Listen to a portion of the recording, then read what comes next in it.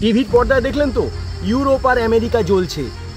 বাইরে থেকে আসা অনুপ্রবেশকারীদের লাগানো আগুনে সারা ইউরোপ আমেরিকা জ্বলছে। আমেরিকা থেকে ফ্রান্স আর জার্মানি থেকে ডেনমার্ক, সর্বত্র একই চিত্র। গাড়ি জ্বলছে, বাড়ি জ্বলছে, লুটপাট হচ্ছে বিভিন্নভাবে রাস্তায়। একটাই ছক, ওই অনুপ্রবেশকারীদের একটাই দাবি, সেই একই দাবি, দারুল হার্বকে দারুল ইসলাম বানানোর চক্রান্ত। অর্থাৎ এরা এখন যে শহরে সংখ্যাগরিষ্ঠ সেই শহরে দাবি তুলছে শরিয়া আইন লাগুর। তাই জন্য এই লড়াই হচ্ছে।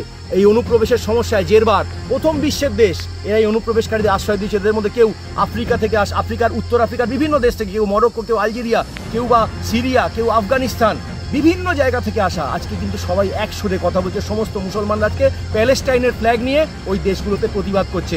অনুপ্রবেশ সমস্যা আজকে এই দেশগুলো কিন্তু জেরবার হয়ে গেছে। তিনটে ক্রুসেড যারা লড়েছে, অর্থাৎ ধর্মযুদ্ধ যারা, যে খ্রিস্টানরা মুসলমানদের সঙ্গে তিনটে ক্রুসেড লড়েছে ইতিহাসে, সেই ক্রুসেড লড়া লোকেরাও, প্রথম বিশ্বের লোকেরাও কিন্তু মুসলমানদের স্বরূপটাকে আজও চিনতে পারেনি, তাই তার আশ্রয় দিয়েছিল। আজকে তার ফল ভোগ করছে। এই অনুপ্রবেশের সমস্যা কিন্তু ওই দেশগুলোর থেকে আরও মারাত্মক ভারতবর্ষের মধ্যে। কারণ ভারতবর্ষে প্রায় 5.5 কোটির উপরে বাইরের অনুপ্রবেশকারী ভারতবর্ষে বসবাস করে, মুসলিম অনুপ্রবেশকারী ভারতবর্ষে বসবাস করে। আনঅফিসিয়ালি সংখ্যাটা কিন্তু আরও অনেক বেশি। এই ভারত পাকিস্তানের যুদ্ধের আবহ না থাকলে না বোঝাই যেত না যে যারা বৈধভাবে, অর্থাৎ বৈধভাবে পাকিস্তান থেকে 73,000 মহিলা ভারতবর্ষে ভিসা নিয়ে ঢুকেছে এবং এখানে সন্তান সন্ততি তৈরি করে তাদের মোটামুটি জনসংখ্যা এই মুহূর্তে 5 লাখের উপরে। এটা বোঝা যেত না যদি যুদ্ধের আবহ না থাকতো। ভিসা বাতিলের সময় বোঝা গেছে এটা অফিসিয়াল। তাহলে আনঅফিসিয়ালটা কি অবস্থা ভাবুন একবার। আমি সমস্ত মানুষের উদ্দেশ্যে বলছি, আপনারা ভেবে দেখুন। এই কয়েকদিন আগে কাকদ্বীপ, অর্থাৎ মন্টুরাম পাখিরার নির্বাচনী ক্ষেত্র পশ্চিমবঙ্গের মধ্যে, এই কাকদ্বীপের মধ্যে বাংলাদেশের স্টুডেন্ট ইউনিয়নের লিডারের ভোটার পরিচয়পত্র পাওয়া গেছে। অর্থাৎ সে এখানকার ভোটার, বাংলাদেশের স্টুডেন্ট লিডার, পশ্চিমবঙ্গের ভোটার। গতকালকে বন্দর এলাকা থেকে, অর্থাৎ মানে মিনি পাকিস্তানের প্রবক্তা যিনি, তার নিজের নির্বাচনী ক্ষেত্র থেকে এক দুষ্কৃতীকে ধরা হয়েছে যে 19 বছর ধরে সেখানে বিভিন্ন ধরনের মাদক পাচার করতো এবং মাদক বিক্রি করতো। কালকে পুলিশের ওপর হামলা করেছে ছুরি নিয়ে আর রড নিয়ে, তাই জন্য কালকে তাকে ধরা হয়েছে। সে 19 বছর আগে বাংলাদেশ থেকে এসে সেখানকার ভোটার নয়, বাংলাদেশের ভোটার পুরনো। এখানে ভোটার আই কার্ড ফাটকার সব বানিয়ে নিয়েছে। একবার ভেবে দেখুন এই অনুপ্রবেশকারীরা কত মারাত্মক হতে পারে।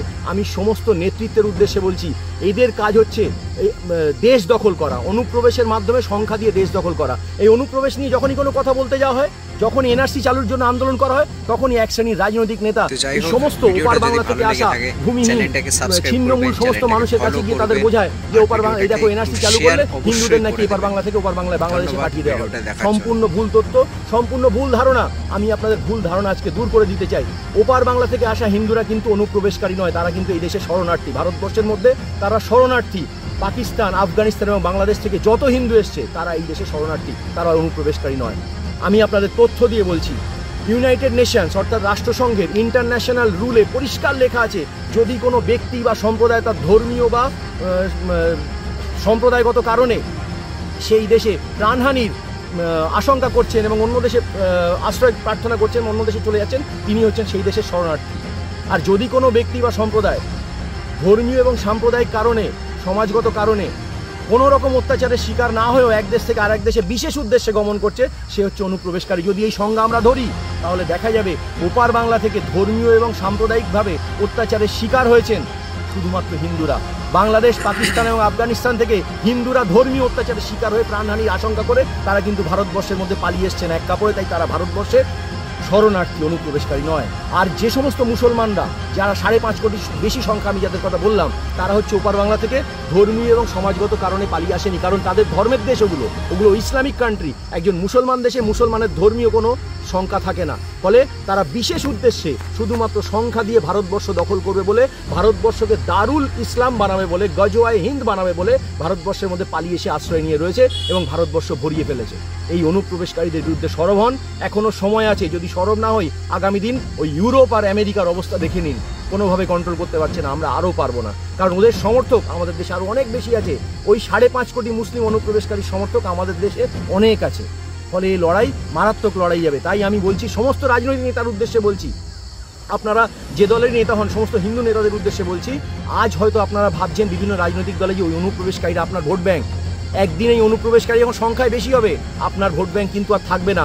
এরা তখন এদের সম্প্রদায়ের লোক, এদের সম্প্রদায়ের মানুষকে নেতা হিসেবে বাঁচবে।